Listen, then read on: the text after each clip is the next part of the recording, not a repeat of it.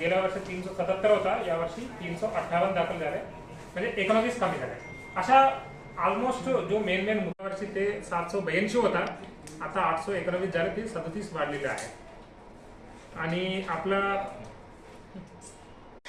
Total 171 वाढवले आपण 93च्या Mumbai police prohibition कायद्यानुसार 93 प्रतिबंध. पुढे पण दर महिन्याला 2-3 पूर्ण ऑल आउट ऑपरेशन सारखे सगळे पोलीस बाहेर जाऊन ते रात्री बरं गुन्हेगार चेकिंग करायचे असेल, जो घरफोडी करण्यावर गुन्हे झाले, इलेक्शन पण झाले, तो सगळं म्हणजे शांतता पद्धतीने प्रॉपरली जसा झाला पाहिजे तसं झाले.